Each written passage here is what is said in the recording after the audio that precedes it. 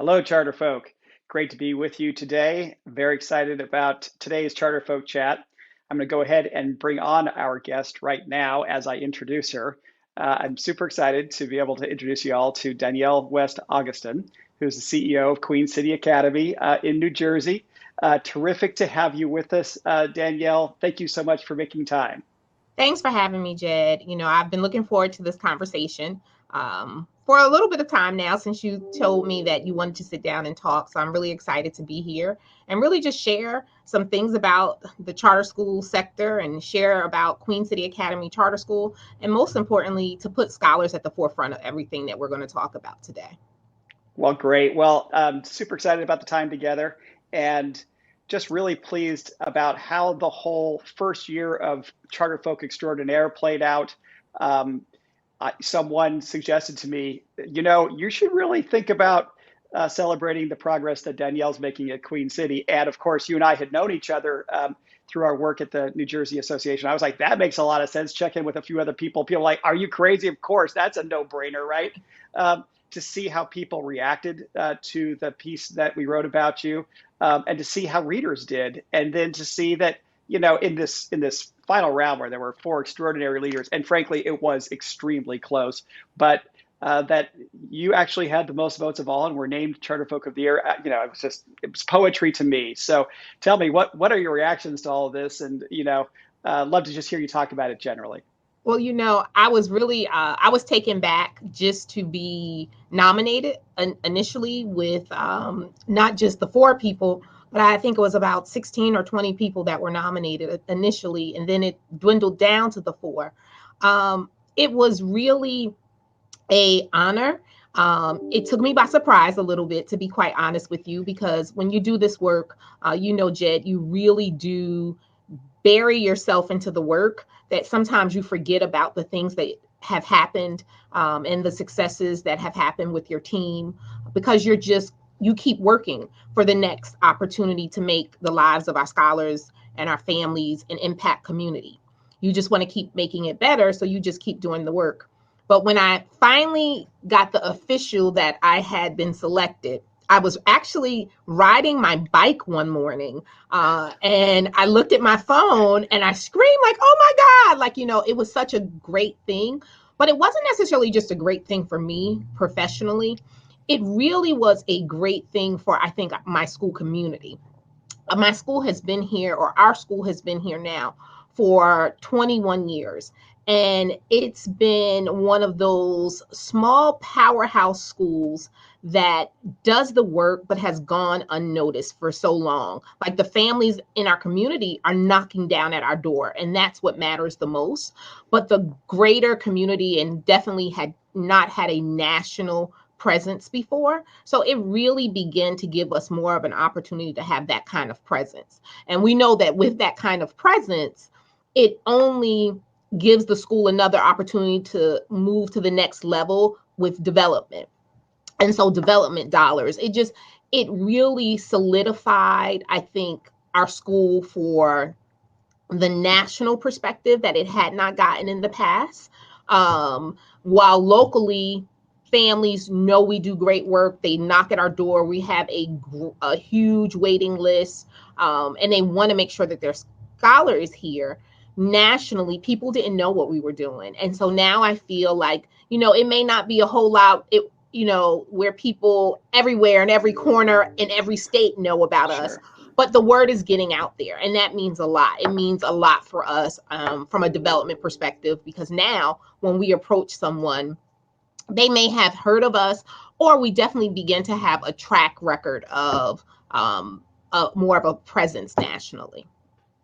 Well, Danielle, your story is why we made CharterFolk, and we're going to keep doing it. And to know that perhaps there was a little bit of delight given to you personally while you were on a bike ride, but also a moment for your broader school community to recognize the progress that has been made, basically puts it in perfect repose. So thanks for sharing it, and just generally keep going. I think it's important to just turn to that next issue that we have to talk about in given that it's September of 2021. how are things going with the school openings, and how are you as the leader, and how is your school community dealing with this level of challenge? Jed, COVID poses one challenge, but there are so many other challenges at this time besides COVID. And we see them somewhat nationally. You hear about it, and you're beginning to see it. Whether it's bus shortages, whether it's staffing hirings, and because of the teacher shortage, they are really at our front door now. For years we have been hearing about the issues, but the can constantly was kicked down a little bit further. I think COVID has really exacerbated the situation, and now it is at the door and we're having to deal with it. As an organization, we are continuing to try and be as innovative as possible. And that's one of the beauties of being in the charter sector, because it does allow us, we're a little leaner. It doesn't take us as long to do to do things to make a difference. So we've been working with colleges and universities and really beginning to welcome them into our door so that we can build that pipeline, and making sure in terms of a hiring perspective, we have quality teachers in front of our students. And we also are giving back to the profession because we're helping to train new teachers coming along. So we have a couple of opportunities in the works with some local universities that are coming in to help us start such pipelines. But besides that, this year we opened our high school, and we were due to open the high school last year, but with COVID, it just timing was not right. I didn't want us to open our high school and have to build a culture with students in a virtual space. And we knew that last year we definitely, if not, we winded up not being virtual the entire year, but we were virtual for a pretty good amount of the year. So we didn't want to bring high school students in that kind of climate where we didn't really get to build interactions. Our scholars, the first thing that we know about them is that they come to us with stories, they come to us with great histories, and we honor that. And that is that human piece that is very, while technology is great, it's hard to build the kind of human relationships that we value as a school community with being 100% virtual. So we put it on pause. But this year we said, okay, well, we're back, and, we're swinging it into motion. And so the our board of trustees and our school community decided, okay, this was definitely the year. So we opened in this August. We welcomed our scholars back in September, and it has been a journey. It has been a journey that, you have your highs, you have your lows. I would be lying to you if I sat here and said there were not many days that I just didn't bury my head and, shed a good tear and say, roll up our sleeves, let's keep going. Because logistically, we've been dealing with furniture that we say, okay, there might be a backlog because of COVID. I'm like, we ordered this months ago. What do you mean it's not there yet? So you adapt. You have to be very agile, and be willing to like really move, at the drop of a dime, because things change. But keeping in mind while things are changing, making sure that at the heart of everything we do, that our families and our scholars know and understand why we are doing what we're doing, and that we're preparing them for the next step. One of the greatest joys in the opening of our high school has been watching the development of community. One of the things we did is we said, when these doors open, it's not the curriculum isn't the first thing that's important to us. That wasn't what was at the top of our list, like, oh, let's make sure that every kid is, they understand the novel. No. It was pause. Let's deal with the trauma. Let's deal with the isolation that kids may have felt. Let's deal with acclimating them to high school. Let's build community. And so that was what we started on. And then on the flip side of that, that's what's happening with us organizationally. But here on the advocacy front, our school is really intertwined with the Charter School Association. And so I think just the sheer nature of my level of involvement that has been building over the years, it hasn't just happened this year. We made a very conscientious effort as an organization and myself professionally to want to be more involved in the advocacy front. Some years ago, maybe about 5 years or more ago, I was at a Congressional Black Caucus event, and I was sitting at a panel. It was an education panel. And I won't forget, just talking about, we just began to have some kind of round robin. If you've ever been to a CBC event and the legislative caucus, you know that sometimes those small rooms and intimate gatherings begin to just have general conversation. And so we were having conversation about education, and we were talking about positioning our students not just for the now, but for later on, and what impact does that have on our communities and community redevelopment. And so I really now look at, and I've always looked at education as not just what's happening in the building, but also what's happening outside and around the building.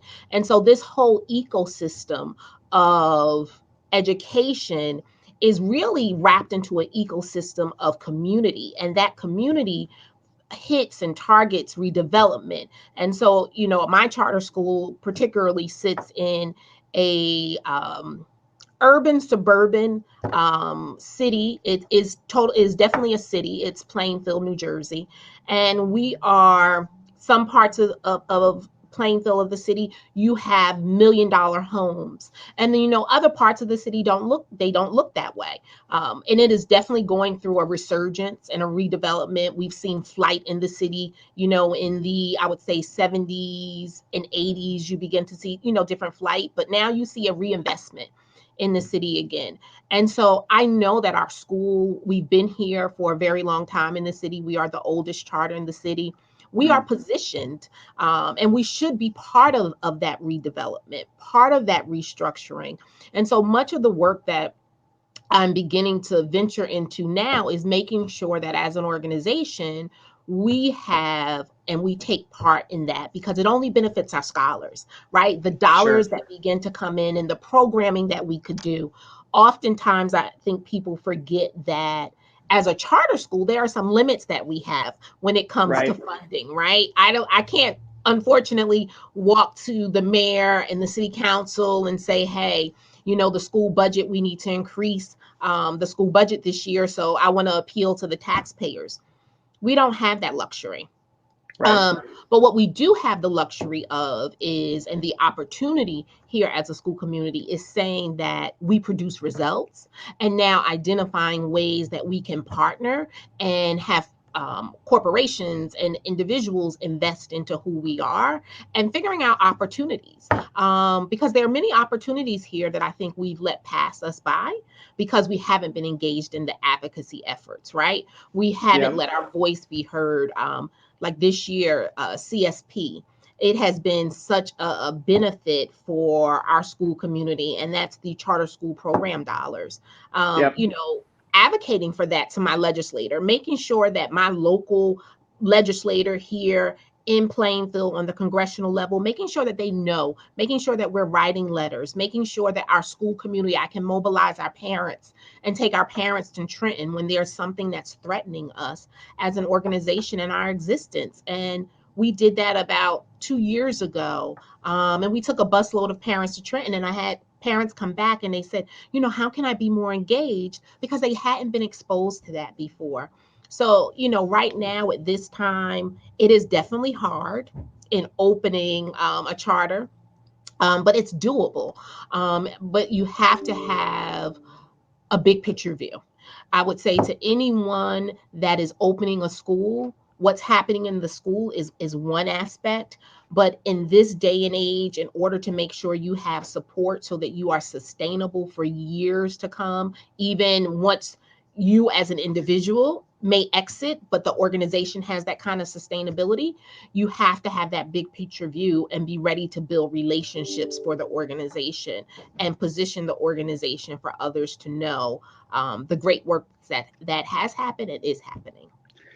Well, Danielle, I think that just hearing you riff there for the last few minutes um, uh, showed you covering the three bases that I was just always asking charter school leaders in California to try to cover during my time there at CCSA. The key pieces. Number one, are you doing extremely well with your existing students? Are you serving your community very well? Are you tone right? Are you helping generate the results that we want? Number one, of course. Number two, do you have plans for continuing to serve even more kids in the future? And that growth component, that being able to project that it is good for our community, but it's good for the entire community if charter schools continue to grow. And then third, hey, we want our charter school leaders, on top of all those other responsibilities, to help us with advocacy and to also involve our stakeholders in advocacy. And just hearing you talk for the last 10 minutes, it's just like you're knocking it out of the park on all three of them. And I guess I would just ask you to think of what advice would you give to those charter school leaders who think that only one of the three or only two of the three are within their bandwidth to do. They're just so overwhelmed right now, right? What is it that's giving you that special additional capacity that you can handle these responsibilities so impressively? And what is it that folks like myself and other advocacy organizations or whatever need to do to provide the support to charter school leaders so that they can do the amazing things that you're doing right now? So there are definitely that's a multifaceted approach as to what is giving me the ability to do all of that. The one thing I want to say is I'm a person of faith, so I do that at the core of who I am as a person. That drives me and it keeps me lifted. And in this work, you always are going to need to have an internal fortitude that keeps you lifted. And that is, I think, so important, and people miss that. We talk about self-care, but that's a form of self-care. So that is one piece of it. And we have a great team. I've always had a great team. Our team has changed over the years, but we've always had a really good team. Before, I used to try to do everything. And so when I was trying to do everything, I was much more laser focused and not able to handle it all. Now I'm learning to delegate a bit more, so that I can engage and think about what are the things that are really important and what are the things that are not the micro pieces of what's happening, but what is really macro, what is really big, and how does that then elevate and move the organization forward. One of the best pieces of advice that I had gotten when beginning to really think strategically about where our organization was going and how to move forward was with a career coach that I was working with at the time, because having coaches and mentorship, it is really invaluable. And at the time, she talked to me a lot about our board development and how key that was going to be in our success.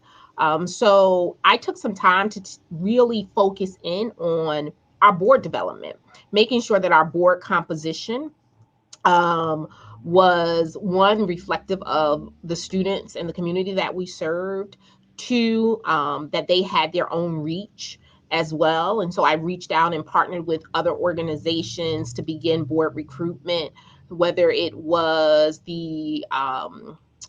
it's a women's organization and it's escaping my mind right now, and they're national, but we reached out to them. A lot of women executives are in this organization. We began to reach out to them.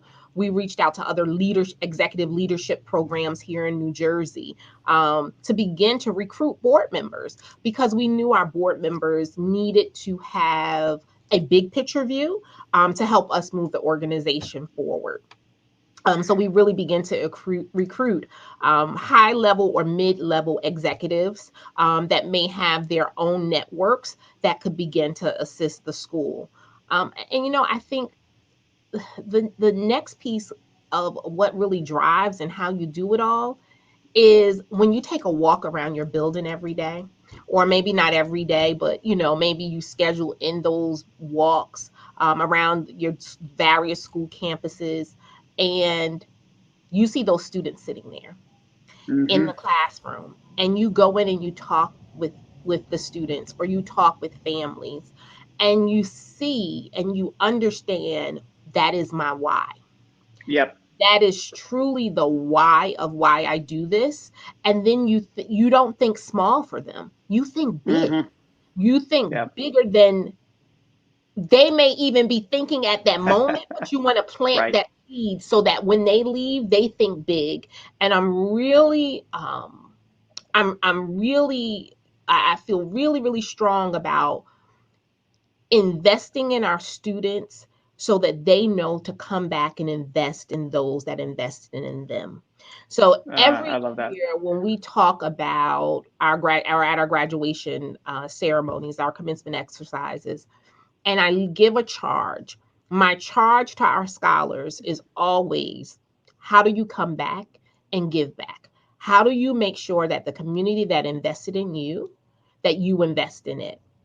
Mm. And I think because of that, it has definitely given me the fortitude to keep moving forward. And even the days that I'm tired, or I'm up and it's 11, 12 o'clock at night and I'm still doing something, that is the why. My why is because I know that this is an opportunity, and it's part of such a larger movement. Every year when our new teachers start, we show a documentary called Waiting for Superman. If Hmm. you are familiar with education reform and or have ever had any interest in education reform, it is probably one of the best documentaries I think that I have seen, which really highlights the impact and the desire of families Hmm. to engage in the movement. And it also highlights the struggles that individual schools are facing. But the highlight of how much this means for families and what's at stake, I don't think can be any clearer than it is in that documentary.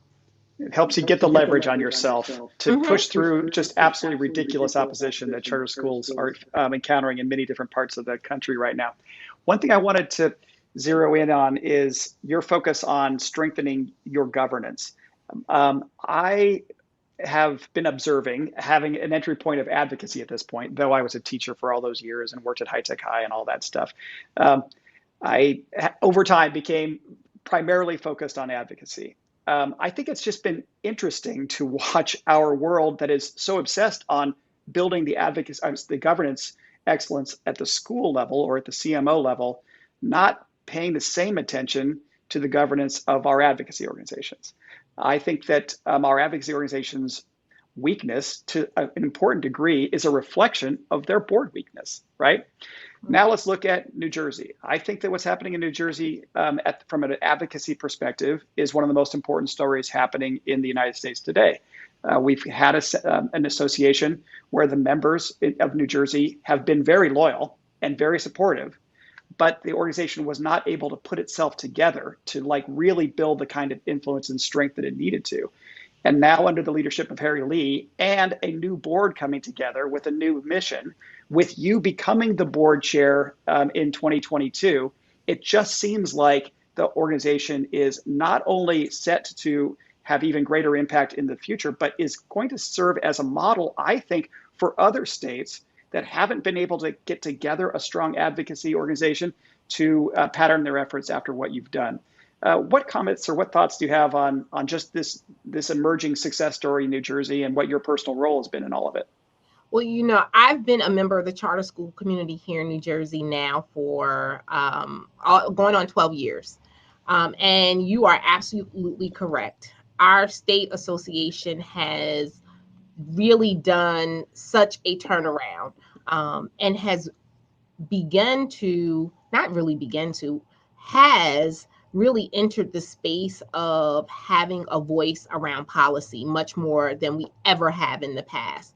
And that policy and having a real vested interest and having a voice and being able to make calls and make to help shift the policy in the right direction to support charters has been such a welcome for our state charter schools. And sometimes I don't even think our membership base understands how much has really happened and continues to happen on the ground with our leadership. Harry has definitely taken the organization and just completely flipped right side. He right sided the organization without a doubt, because we were struggling. We were struggling to find our footing, I believe, in that policy arena. And now, under Harry's direction, we have our footing and then some. We've definitely started to sprint towards making the changes and the investments that needed to be made to ensure that the sustainability of the charter movement here in New Jersey is one that's able to be successful. There were several pieces of legislation that have come out that could have had really damaging impacts on charter schools. But because of our state level associations' forethought and vision and strategy, that was not the case. And so that is really all the hat goes off to the leadership at the association and the team that Harry has built. He's been very strategic. If you look who we've brought on as personnel at the association, you see their strategy there. Terrific talent, amazing leaders. Yes, and that and those relationships that those individuals have in their own capacity, it just strengthens the organization, because when you bring on someone, you don't just bring, they're not a Jane Doe or a John Doe. They are a person in their own right, and they bring with them networks and relationships. And I've watched Harry methodically determine who needs to sit where to bring those relationships to ultimately strengthen our association. There are two specific things where I think your personal contribution and the contribution of charter school leaders in New Jersey has made such a huge difference. It's number one, we only have around 60,000 students in New Jersey charter schools. And I think for a long time, people thought that an enrollment base of that size could never support a very strong advocacy organization. There's just simply not enough resources. But the schools in New Jersey have been willing to contribute $14 per student in membership dues. We now have several other states that are actually beyond that, right? But what we see is a base of resources that Harry had to work with. Also, we had 99% or something thereabout of all of the charter schools in New Jersey as dues paying members and very involved. And then lastly, we had this willingness of many charter school leaders to step into the political realm. A lot of time charter school leaders are like, okay, I'll get involved in the policy stuff, but I find the political stuff distasteful, or there's something that I just don't, off-putting about it, right? But then when people start to look at and actually get involved in it, they realize, hey, it's a natural thing to do. And they see how much impact it has once they start doing that. And now we see a large number of New Jersey charter school leaders really becoming comfortable with this and actually taking even more action and getting more excited about it. Would you summarize? I mean, what do you see those things as key to the success of the association in New Jersey of late? It definitely is. You know, when people say that education is not political, I tend to disagree wholeheartedly. Education is political just by the sheer nature of how our systems in the United States here are. You know, for me, it was a natural intersection of just who I am. I have been a closet, I call myself Politico, for many years. You know, I think in my early 20s, I ran for a district leader, early to mid 20s in Newark, which is my hometown. So if you know Newark politics, you know Newark is a very old city. You know, and you have several old cities like that across the country, whether it's your Atlantas, your Memphises, your Detroits, where politics, people play hardball, right? But at the end of the day, in order to see change, you have to be involved and engaged. And whether that is you decide that you just want to be more on the grassroots and just organize other people, or you want to be more embedded in the policy arena, you got to pick one of the ways to be engaged. Because if you don't, you'd have no voice. If you have no voice, then when attacks come, you have nothing to stand on. You don't have a voice, you don't have a presence, and then you are really left alone, out there on an island trying to figure it out. And unfortunately, that's when I often have watched some schools experience their demise, because they hadn't built the appropriate relationships. They don't then have that voice that can carry them through when trouble arises. I've watched some schools here in New Jersey, some of our schools that have closed, they've closed because of fiscal issues, right? Imagine if, instead of remaining silent and just trying to work with your BA and figure out what numbers were happening, people had relationships that they could go and they could approach, their legislator, or talk to, even someone at, on the policy end, or lobbyists, and talk about ways that things maybe could have been righted. I think maybe some schools may not have closed if they had the appropriate relationships and had voice.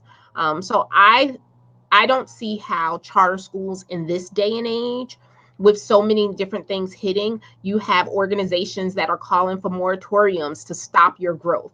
Well, if you stop your growth and you stop your expansion, ultimately you're stopping, your ability to be able to provide more for your scholars, to provide more for your staffing levels. You can't do any of that if you don't have growth in one capacity or another. And so growth doesn't even always necessarily, it's one side of growth is the sheer number of seats. The other side of growth is your development, right? How are you growing your development arm as an organization? And so when I hear people say that, well, I just don't know how to get out there, I don't have the time to get out there and talk to anyone, my legislator, or rally my parents around. Okay, well, you may not have the time, but does anyone on your team? Maybe it's not you directly. Maybe it is having a staff member, designated to organize that aspect. Every time that we've taken our families to Trenton, I think we've done it about 3 times now, I didn't organize the event. I reached out to our key staff member who, has those relationships individually. And I said, hey, can you reach out to certain parents? Can you make sure that you send out a blast and invite all parents to this event?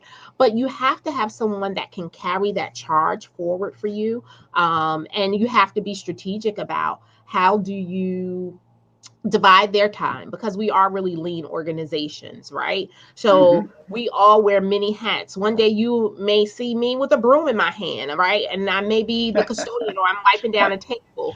But you have to be very cognizant that when you bring people on your team, you explain that to them, and you explain that to them over and over. This is not, your average place to work, right? You're going to have your hands in multiple pots, and you may wear multiple hats.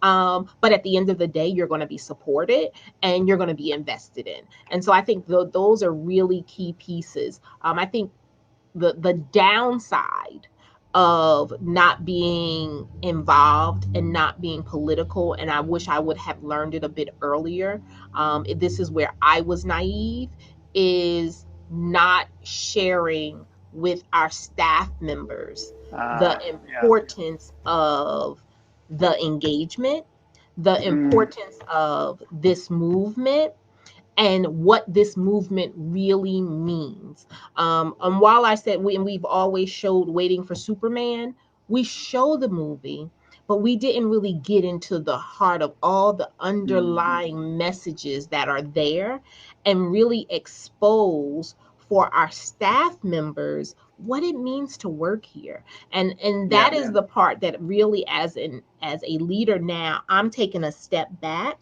and I'm really assessing over and over again, how do we make sure that our staff members understand that when they come to work for us, They work for the community and the scholars that we serve, without a doubt. But they are also part of this great social justice movement that has really Hmm. changed the landscape for Black and Brown kids. And there's no denying the the numbers don't lie as to what charter schools have been able to do. You know, I was fortunate and blessed enough that I grew up in Newark in the 80s. I'm a 70s baby, but grew up primarily in the 80s. At the time, we didn't have charter schools when I was growing up. We had what they call parochial schools. You had Hmm. several different Catholic schools in Newark, and I happened to go to one of them. Um, from that school, I got such a sense of community.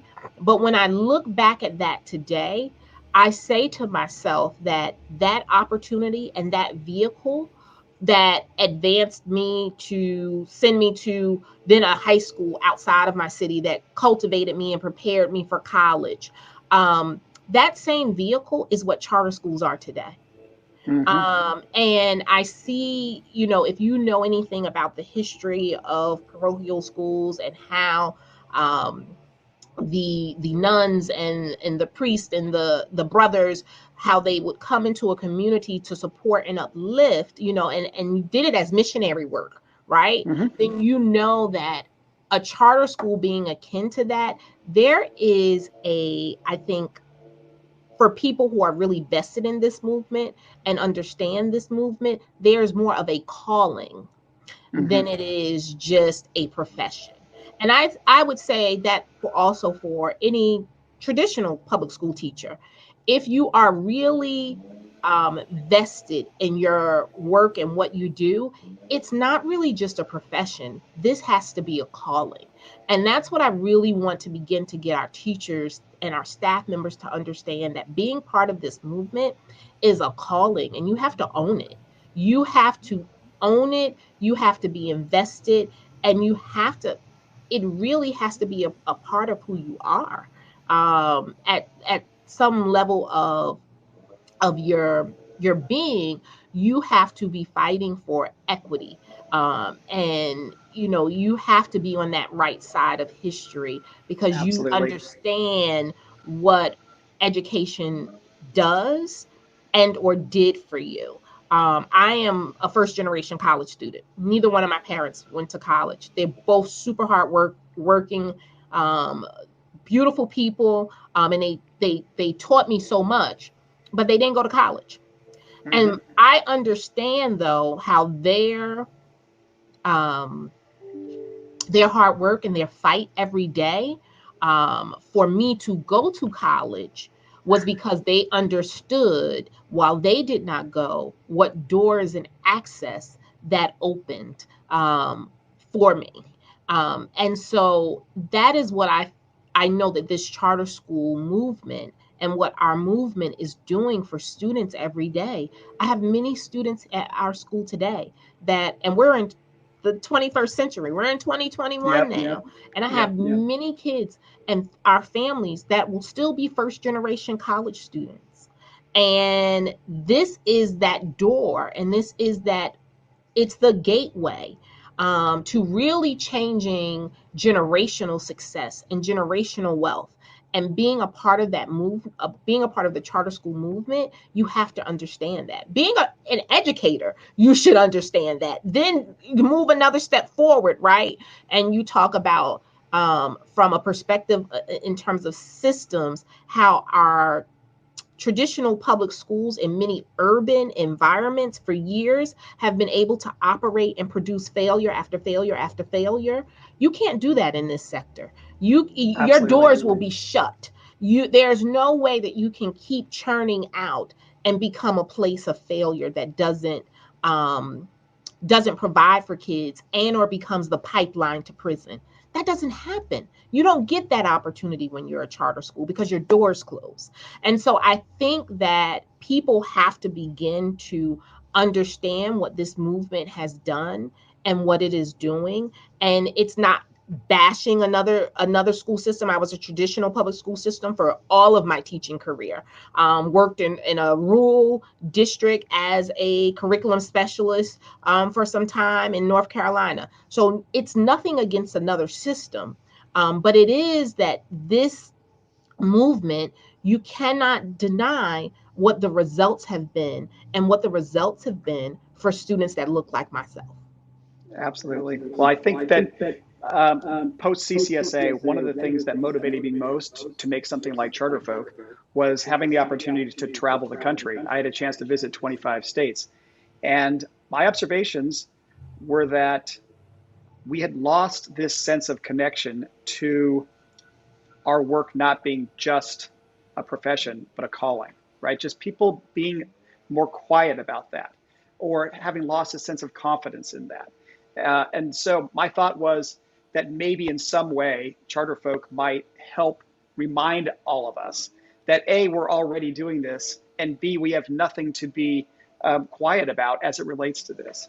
And since that time, I would say that I see a lot of people recognizing that we need to get back to that way of communicating about ourselves and our own work and building our own cultures along those lines. And then I find people like you, Danielle, who have never lost that sense from one day in your entire work, contribution to charter schools. So just thank you for what you're doing, and keep going, and let people like me know what we can do to just let you have even greater impact in the future. We only have a couple minutes left here. I just thought I'd return to this question of CharterFolk, and what are the values that you think that CharterFolk can offer to folks like yourself and to our movement more broadly? Are there any things that we're doing that are particularly helpful? Are there any things that we're not doing yet that you really think we should start doing, or double down on, or stop doing, or what? This is just, I'd love to have whatever input you have about what would be a next chapter for CharterFolk that would be even more supportive of remarkable people like yourself. I think CharterFolk definitely is doing extraordinary work already. You're highlighting the movement, and that in and of itself is a huge feather in the cap, because it is making sure that the myths that many people hear, or they believe that they know about charter schools, that those myths are busted.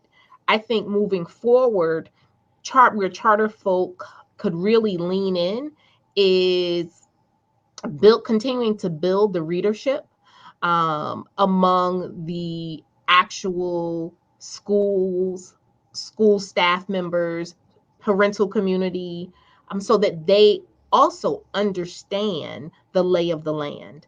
I think too often, as we were speaking of previously, the staff and the teachers, they don't understand the calling. They don't understand what the movement is. And for various reasons, we are a unionized charter now. There are things that cannot be said, even though they're the truth. I would face the potential that it would be something I said that may appear to be anti-labor, and it may not be. But I think that voice can definitely be said through the CharterFolk. There are various topics and associations out there that don't want to see charter schools grow. They don't want to see us expand. They've outright called for moratoriums on charters. All of that's fact. It's public record. People could go to Google, do a Google search, and see it. But school leaders are sometimes not in position to share that information because it will be twisted. But I think CharterFolk could share that information and continue to highlight also the great work that is happening. Because all too often, I think traditional districts, and just because it is what is known, people gravitate towards that district, or you see that district in the local press. Charter schools and CharterFolk could really lean in highlighting and spotlighting our schools so that the broader community really understands and gets to see all the great things happening, because everybody wants to be a part of something good, right? Who doesn't? Absolutely. Everyone wants to feel like, there's someone cheering. You have that cheerleader out there. So I think CharterFolk just continuing to advocate by raising the visibility and presence of the charter school sector would do tons of work for each of the charter schools and the leaders, and help leaders to even begin to think about where do they need to lean in at as a leader. Because sometimes CharterFolk, I know I've read several columns, and I'm like, oh my gosh, like, let me think about leaning in. How do I need to approach this piece of the work now? Just the other day, you did a story on Patricia Brantley Oh, at yeah. Friendship. And so I got a chance to read it, and I'm looking through their story, and then I look at, I never heard of Friendship prior to our conversation, really. I think maybe like I might have heard like the name, but didn't really know the organization. So as I go and I look, and I look at what they have done, this massive success story in DC, multiple campuses. Think about all of the lives that they are impacting. Think about the ecosystem that they're able to build, right in their own community in DC. It had me emailing her now. Like, I'm waiting for the response back, but I'm like, I love to get on your calendar and just talk. So I think, leaders, sometimes you don't know other leaders who are maybe doing the same work that you do, or the work that you are aspire to do as a leader. So even it becomes a network, CharterFolk. And if you are not scared to jump out there like I am, I'll cold call anyone and just talk to them if it's going to be something that's going to benefit our organization. I just reached out, but I reached out because I heard of her through the story that I read on CharterFolk. So really leaning in That's to awesome. do more pieces like that, because I really do think, that information sharing is also important, because we know not, we have not because we know not, right? If we don't know, we don't have. So just keep spreading the word. Well, Danielle, I profess or confess to have not having it all figured out when I started it, right? Let's start writing a few columns. Wait a second, let's really start celebrating some people. Oh, wait a second, we have enough of these things. Hey, maybe we could put this together and have a prize of some kind, right? Oh, okay, we do that. Who ends up being chosen? Danielle West-Augustin, right? Didn't have it all figured out in the beginning, but couldn't be happier about the way it's played out.